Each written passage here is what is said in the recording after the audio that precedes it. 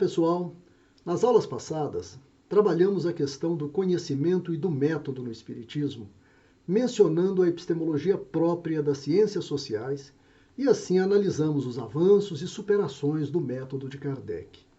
Nesse contexto, apresentamos a ideia do consenso intersubjetivo e interexistencial e em seguida procuramos operar uma interpretação histórico-social crítica do movimento espírita brasileiro hegemônico, a fim de compreender os conflitos ocorridos e o processo de institucionalização que o levou a se tornar aquilo que é hoje. Na aula de hoje, que vai ser um pouquinho mais extensa, nosso intento é identificar como, dentro desse percurso histórico, ocorreu o debate social no Espiritismo. Buscaremos recuperar o que já foi pensado e discutido, mesmo que em condições desfavoráveis e minoritárias, a fim de ajuizar a respeito dessa herança intelectual e também contar uma parte dessa história não contada do movimento espírita brasileiro. Devido ao interesse especificamente teórico e epistemológico que temos, o que apresentaremos a você é uma análise histórica provavelmente incompleta, porque o método que eu utilizei foi compulsar o que já está publicado na bibliografia mais aparente desse tempo, ou seja, em livros nos quais os autores espíritas tematizaram as questões sociológicas, antropológicas ou políticas. Por essa razão, não há evidentemente a menor pretensão de que meus dados sejam exaustivos, sendo até bastante provável que muita coisa além do que eu lhes trago tenha de fato ocorrido. De toda forma, o fato é que o debate social foi minoritário e desprezado pela maioria esmagadora dos espíritas. É possível dizer que, tanto pelo vigor do debate, quanto pela qualidade de alguns autores, o Espiritismo tem uma tradição de publicações esquecidas e muito pouco lidas sobre questões sociais e questões políticas. O debate social no Espiritismo não é uma novidade. Ele vem desde o tempo de Kardec e até o antecede com os chamados socialistas utópicos, certamente os mais românticos filhos do iluminismo europeu. E aí nós poderíamos citar pelo menos 3 dos mais famosos. Claude-Henri Rouvroy, mais conhecido como Conde de Saint-Simon, que foi mestre de Pestalozzi, de quem o professor Hippolyte Léon Denisard Rivail foi aluno. Charles Fourier, cuja influência foi enorme na França daquela época, e a quem Leon Denis iria se referir bastante. E o inglês Robert Owen, que no final da vida tornar-se-ia espírita, convencido depois de assistir 14 sessões mediúnicas com a médium Miss Hayden. Rotular esses pensadores como utópicos foi uma invenção de Karl Marx e Friedrich Engels para criticar a visada idealista de suas teorias e projetos de sociedade. Na verdade, poderíamos dizer que a escatologia marxista é também uma utopia e que as diferentes modalidades de socialismo têm mais ou menos os mesmos objetivos: suprimir as diferenças e dominações entre classes sociais, conferir relevo à qualidade de vida dos trabalhadores e abolir o Estado, o dinheiro e, no caso do marxismo, a propriedade privada, valorizando assim as formas comunitárias e solitárias de vida. Mas o que de fato constitui divergência entre eles e Marx é, sobretudo, o modo como fazer isso.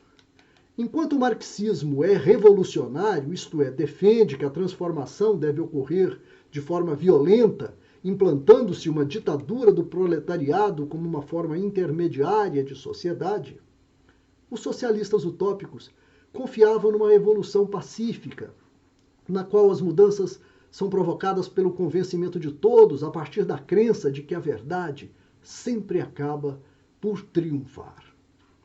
Serão esses teóricos, chamados utópicos, que irão servir de base para o único espírita francês contemporâneo de Allan Kardec que tratou de questões sociais e políticas, o filósofo Leon Denis. E a principal obra onde ele vai tratar do assunto é o livreto Socialismo e Espiritismo, uma reunião de 8 artigos dele, publicados na Revue Spirit, no qual ele defende a ideia de que o espiritismo é um complemento do socialismo, definido por ele como sendo o estudo e a aplicação das leis e formas de melhorar a sociedade, que tem suas nuances que vão desde o socialismo cristão até o comunismo. Em sua formulação, Denis condena veementemente o projeto marxista de índole revolucionária a partir do antagonismo das classes sociais. Para ele, Leon Denis, o que se chama luta de classes não existe senão no papel. Não há mais classes desde a Revolução, e ele se refere à Revolução Francesa. Não há mais entre elas limites precisos, pois há penetração recíproca e contínua. A burguesia tem suas raízes no povo e nele se recruta incessantemente. Diz ainda Leon Denis, antes de Karl Marx, o socialismo era profundamente simpático. Graças a ele é hoje execrado. E fala mais ainda, ao invés de atiçar as más paixões e impelir a luta de classes, aprendamos todos a grande lei que regula o destino dos indivíduos e dos povos e faz tombar sobre eles as consequências das ações cometidas. O verdadeiro ponto de partida do socialista, diz Denis, deveria ser a educação, o ensino, o progresso intelectual e moral, realizando-se de início o ensinamento. Em razão disso, o progresso material seria inelutável consequência. Essas ideias de Leon Denis ainda estão vinculadas a um forte individualismo moral, respaldado na noção espírita de sobrevivência após a morte. E talvez porque ele não chegou a sistematizá-las, ou seja, porque o livro é um compilado de poucos artigos, não foi ele quem primeiro efetuou a discussão de uma doutrina social espírita. Nem ele, nem nenhum francês. Os que melhor formularam o que pode ser chamado de uma teoria social espírita, já ancorada num diálogo com o pensamento dialético do marxismo, são três pensadores argentinos: Cosme Marinho, Manuel Portero e Humberto Mariotti, que propuseram os conceitos básicos do pensamento social espírita. Vamos rapidamente perpassar algumas das principais ideias desenvolvidas por esses autores. Cosme Marinho nasceu em 1847 em Buenos Aires e morreu ali mesmo em 1927. Boa parte de seu pensamento foi formulado ainda no século XIX. Para Marinho, o socialismo não tem que ser materialista, e é um capítulo do Espiritismo. O socialismo com ideias materialistas não tem para ele bases morais suficientes para fazer triunfar os seus nobres ideais, coisa que somente o Espiritismo poderia dar. Por isso, o Espiritismo é para Marinho a única doutrina científica e filosófica que pode trazer felicidade real aos homens. Por isso, os espíritas são socialistas, mas seu socialismo se funda no amor verdadeiro, cujos ideais elevados o fazem seguir Jesus. A segunda teorização nesse sentido, e que até hoje é uma das mais bem estruturadas, é de Manuel Porteiro, uma pessoa simples e autodidata que nasceu em 1881 e morreu em 1936 com apenas 55 anos de idade. Infelizmente, sabemos muito pouco sobre ele e as parcas informações bibliográficas que nos chegam por conta do trabalho de pesquisa do ex-presidente da CEPA, o professor venezuelano John Aispurua, a quem provavelmente devemos também o fato de Porteiro não ter sido completamente esquecido. De suas obras, duas nos interessam de imediato: Concepto Espírita de la Sociologia e Espiritismo Dialéctico, esta última considerada a sua obra seminal. O modo como ele enovela o espiritismo com a teoria marxista é sofisticado, ao ponto que nela ele lança as bases para praticamente todos os princípios que serão assumidos pelos autores espíritas seguintes. Primeiro, a aplicação do método dialético ao pensamento espírita. Para ele, a frase esculpida no túmulo de Kardec, no Père Lachaise, é sumamente didática. Nascer, morrer, renascer, tal é a lei.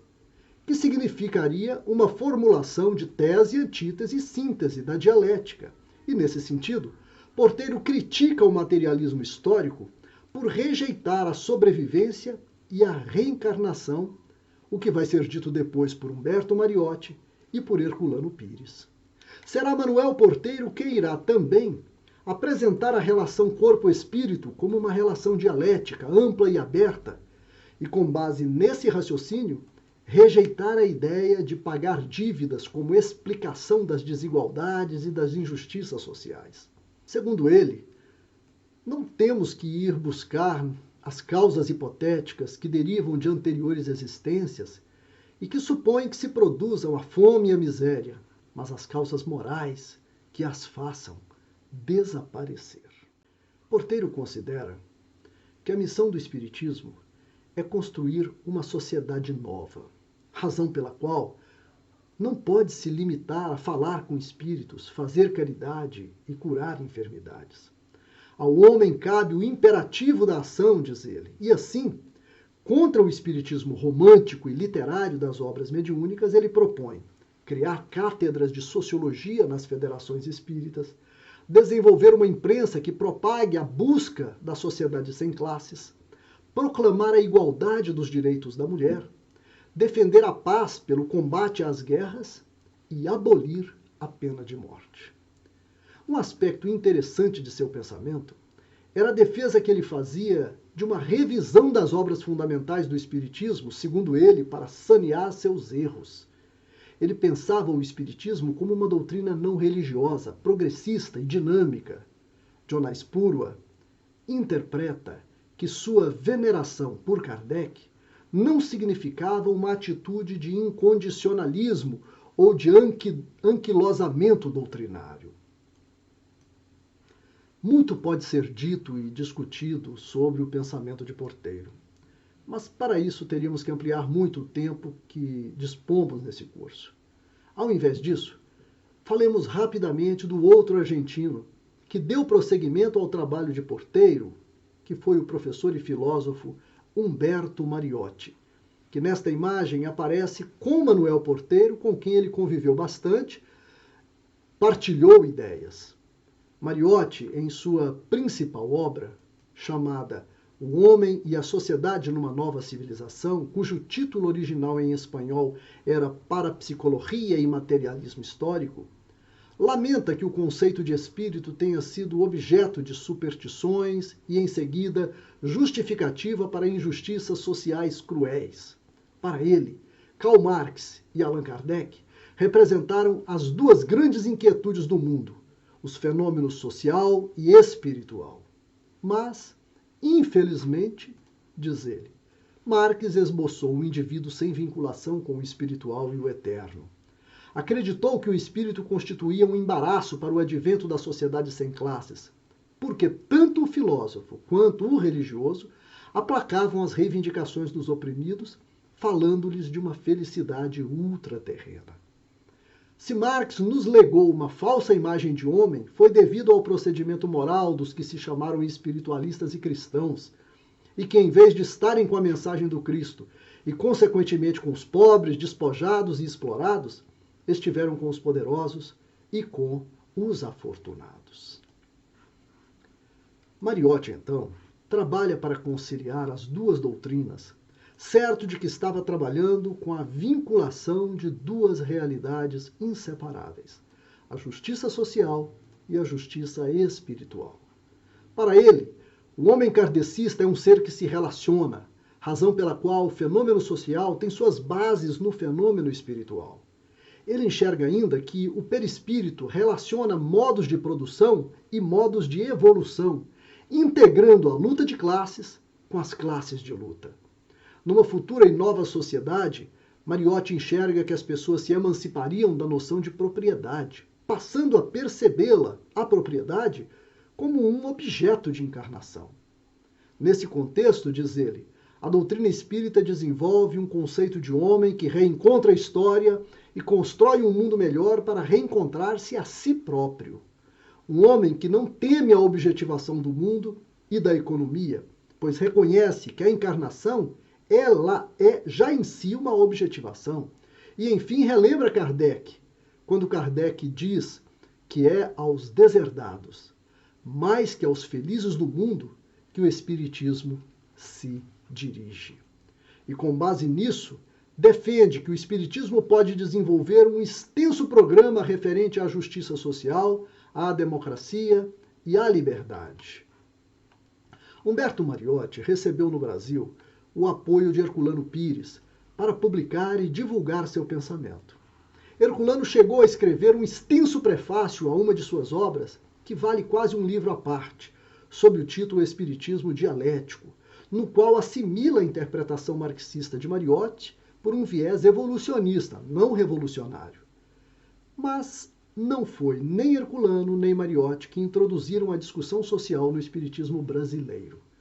O primeiro debate registrado pela literatura publicada foi liderado pelo jurista baiano de Ilhéus e político comunista espírita Eusínio Gaston Lavigne, que viveu entre 1873 e 1973 na cidade de Ilhéus, na Bahia, cidade da qual foi prefeito depois de participar de vários movimentos políticos e inclusive ter sido preso pela ditadura Vargas. Dos 13 livros que ele publicou, eu destaco aqui 2. Os Espíritas e as Questões Sociais, que ele escreveu em parceria com Souza do Prado, e Os Espiritualistas perante a Paz e o Marxismo ou a Perfectibilidade do Espírito pelo Socialismo, este último prefaciado pelo escritor Jorge Amado. O esquecimento espírita desse homem extraordinário e de suas ideias é um dos sinais muito claros do desprezo com que os espíritas brasileiros conferem aos debates sociais e políticos. Claro que isso não significa que nós devamos aceitar todas as ideias dele. Stalinista, entusiasmado com a Revolução Soviética, Lavigne pontificou um debate intenso entre os anos 40 e os anos 50, através do Jornal de Debates, um seminário voltado para temáticas polêmicas, lançado em 28 de junho de 1946, no Rio de Janeiro. Desse jornal, Eusínio Lavigne respondia publicamente a artigos dos espíritas conservadores e religiosos, entre os quais os de Vantuil de Freitas e Lins de Vasconcelos, em publicações deles no Reformador da FEB e no jornal Mundo Espírita, além da Revista Internacional de Espiritismo de Matão. O debate durou pelo menos até o ano de 1955, quando Lavigne lança, juntamente com Souza do Prado, o livro Os Espíritas e as Questões Sociais. A polêmica desenvolvida era se o espiritismo é ou não é compatível com o comunismo. A defesa de Lavigne era a mais radical possível. Ele dizia que o espiritismo não só é compatível, como é mais comunista do que o próprio marxismo. Primeiro, porque não se funda em abstrações metafísicas, e sim em provas trazidas pelas experiências metapsíquicas. Seria, portanto, uma ciência positiva. Além disso, defendia Lavigne, o marxismo é uma ciência e, como tal, não pode ser negado pelo espiritismo, que desde Kardec tinha compromisso fundamental com as atualidades científicas. O argumento básico dos espíritas tradicionais era de que o espiritismo seria incompatível com o marxismo.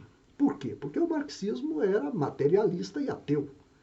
Ao negar a sobrevivência após a morte e a existência de Deus, combatendo por conseguinte a religião, eles não viam possibilidade de compatibilização do marxismo com o espiritismo. A resposta de Lavigne entrou fundo nessa questão. Primeiro, distinguiu o materialismo vulgar, mecanicista, para o qual só existe matéria e nada mais, do materialismo histórico, cuja defesa é estudar a natureza, a vida e o homem por critérios objetivos, que levem em consideração as situações reais da existência humana. Em seguida, afirmou que o marxismo estuda as leis materiais da sociedade, ao passo que o espiritismo se debruça sobre as leis espirituais. Mas isso, diz Lavigne, não os torna incompatíveis. Na defesa dessa complementaridade, ele argumentou que ninguém sustentará a irreconciliabilidade entre medicina e o espiritismo só porque a primeira investiga o corpo humano e a segunda a alma. Todas as ciências se completam. Eusínio Lavigne tinha uma visão extremamente positiva do marxismo, mas considerava que a moral espírita é mais completa que a moral comunista, justamente porque assume a causa da imortalidade do espírito. Para ele, o marxismo é uma filosofia da felicidade humana, e Marx foi um dos gênios do cristianismo. Sim, foi o que eu falei, do cristianismo. Lavín via nas posições de Marx as virtudes do cristianismo vistas pelas lentes do espiritismo. Afinal, argumentava ele, Karl Marx revoltou-se contra a guerra, exaltou a independência da mulher e defendeu a união e a confraternização dos povos com vistas a libertá-los da opressão, da exploração e da alienação. Por fim, Lavín afirmava que todas as religiões são individualistas. E como o espiritismo não é individualista, o espiritismo não pode ser religião. Na esteira dessa posição, ele criticou severamente o Pacto Áureo, que nos anos 50 acabara de ser assinado, questionando a posição estabelecida no acordo de priorizar a reforma íntima ao invés da reforma social. Para Lavín, a ideia de reforma íntima era uma utopia mística, contrária à solidariedade humana e que não combinava com os fundamentos progressistas do espiritismo. E citou Aníbal Vaz de Melo, que, segundo ele, havia declarado que preferimos à caridade o socialismo, que parte do geral para o particular e do povo para o homem ou para o indivíduo. Lavín critica também outra ideia basilar do Acordo do Pacto Áureo. A ideia trazida pela mediunidade de Francisco Cândido Xavier de que o Brasil seria o coração do mundo e a pátria do Evangelho.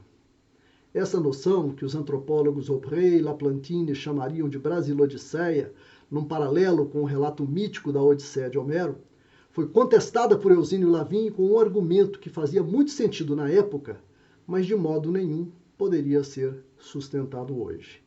Segundo ele, a média da nossa população, sobretudo do centro e do norte do Brasil, é feia, devido à decadência física por causas alimentares e endêmicas, e não tem a beleza do europeu ou das principais raças brancas. A consistência espiritual do brasileiro ainda se aproxima da formação primitiva, e nessas condições seria um contrassenso escolher-se para guia da humanidade um povo cujo progresso físico e pois moral anda em contraste com outros povos mais adiantados. Essa posição não deixa de ser interessante, afinal, Lavín se casou com uma negra no início do século, e a viu emancipar-se, tornando-se a primeira médica não branca do Brasil. De todo modo, a verdade é que ele esgrimiu contra os conservadores, mas esse debate foi fortemente marginalizado. Como nós dissemos na aula passada, o espiritismo religioso e conservador venceu, e já nos anos 50 começava com força o processo de institucionalização que eu descrevi para vocês. O debate social prosseguiu secundário, pontual, em alguns escritos de Herculano Pires, já nos anos 60, quando, no contexto do golpe militar brasileiro, eclode o movimento universitário espírita. Aqui quero fazer uma referência especial ao brilhante historiador Sinué Neckel Miguel e sua brilhante dissertação de mestrado, defendida em 2012 na Unicamp, sob o título Movimento Universitário Espírita, Religião e Política no Espiritismo Brasileiro, de 67 a 74.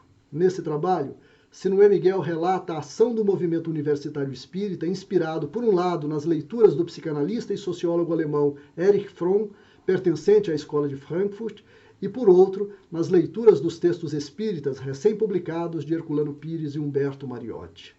A pretensão dos jovens, a partir dessas leituras, era revolucionar o movimento espírita através da crítica em favor do socialismo cristão, combater o dogmatismo e o autoritarismo que prevaleciam no movimento espírita e inserir o movimento espírita na perspectiva revolucionária, socialista e cristã. Os jovens da Unicamp mantinham um diálogo com Herculano Pires, que à época já era um dos pensadores mais influentes do movimento espírita brasileiro. Herculano rejeitava essa visada mais radical do grupo. Numa célebre e extensa monografia que escrevera para servir de prefácio a um livro de Humberto Mariotti, chamado Espiritismo Dialético, de que eu falei agora há pouco, Herculano Pires defendeu a ideia de que o espiritismo seria, por natureza, uma doutrina dialética, mas não na linha marxista, e sim na cristã evangélica e na hegeliana espiritualista. Herculano Pires considerava o marxismo antidialético, assumindo a posição do argentino Humberto Mariotti, para quem, se o capitalismo fazia a afirmação da injustiça social, o marxismo fazia a negação dessa condição, mas não completava o processo dialético com a negação da negação. Segundo Herculano, O materialismo marxista estacionava na negação, que seria a morte como nada. Neste caso, apenas o espiritismo daria o passo e faria a negação da negação com a sobrevivência após a morte. Logo, o marxismo estava errado e o espiritismo certo.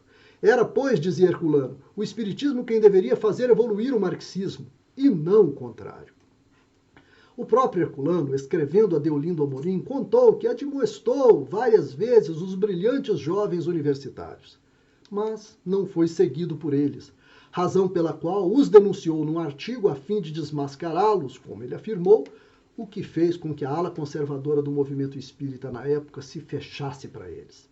A começar pela União das Sociedades Espíritas de São Paulo, a federativa que até hoje tem assento no Conselho Federativo Nacional, que desligou o movimento universitário espírita de seu quadro social. Em 1971, o Brasil vivia o auge da repressão do regime militar e, além da rejeição, as lideranças do movimento universitário foram denunciadas por espíritas aos órgãos de repressão política do regime e fichados no DOPS. Muitos deles foram para a clandestinidade a fim de lutar contra a ditadura e, assim, o movimento estiolou e morreu. Somente no fim do regime militar, nos anos 80, apareceram estudantes em atividades espíritas nas universidades com a criação dos NEUs, os Núcleos Espíritas Universitários. Mas, com raras exceções, não tinham qualquer conotação política ou social, mantendo-se apenas em reuniões de estudo do espiritismo e em tentativas de divulgação doutrinária religiosa nos ambientes acadêmicos. O processo de institucionalização estava em plena fase de consolidação e a mentalidade vigente era de que as atividades espíritas seriam absolutamente incompatíveis com questões de natureza social e política. É interessante observar, contudo, que quando o movimento espírita se fechou, foram eliminados para os universitários os acessos que eles tinham aos periódicos espíritas, isto é, foi acompanhado isso por uma estratégia de silenciamento.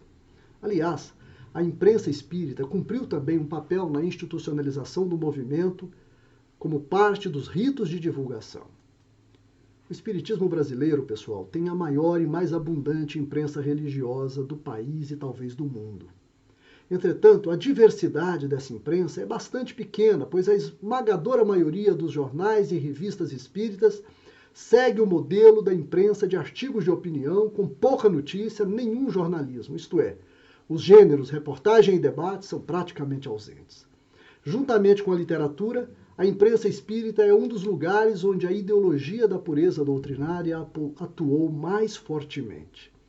Exceções interessantes que podem ser citadas seriam, por exemplo, o da revista Reencarnação, em meados dos anos 1980, na gestão de Salomão Benchaia, na presidência da Federação Espírita do Rio Grande do Sul, e o caso do Correio Fraterno do ABC, que no final dos anos 70 e ao longo da década de 80, enquanto foi editado por Wilson Garcia.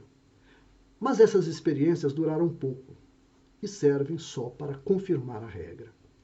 Um dos periódicos que no início dos anos 70 não seguiram a onda de rejeição ao movimento universitário espírita foi o Jornal Santista Espiritismo e Unificação, dirigido por outro importante pensador da época, que foi Jaci Regis. Uma personalidade interessantíssima que, antes de falar de suas ideias, eu apresento para vocês a partir do olhar de alguém muito sério que o conheceu profundamente. O ex-ministro da Saúde, Adhemar Arthur Quioro dos Reis. Para Quioro, Jaci Regis era uma pessoa polêmica e contraditória. Um homem sensível, culto, repleto de ternura, explosivo, ríspido e autoritário. Progressista, estimulou e defendeu a adoção de comportamentos responsáveis e livres de preconceitos no que diz respeito à sexualidade e à liberdade, fundamentais para a construção da felicidade humana que ele compreendia como diretamente ligada à busca do prazer. Por outro lado, diz Quioro, Regis era politicamente conservador, um liberal clássico na acepção da palavra, que nutria exagerada antipatia ao socialismo e à esquerda em geral. A posição social e política de Jaci Regis pode ser encontrada no texto dele publicado nos anais do primeiro Encontro Nacional sobre a Doutrina Social Espírita, ocorrido em fevereiro de 1985, durante os dias de Carnaval, sob a liderança do próprio Jaci Regis, num contexto em que o Brasil vivia uma enorme efervescência política com a retomada do regime democrático. Nesse evento, a postura de Jaci Regis é de uma esquerda moderada, próxima ao socialismo democrático.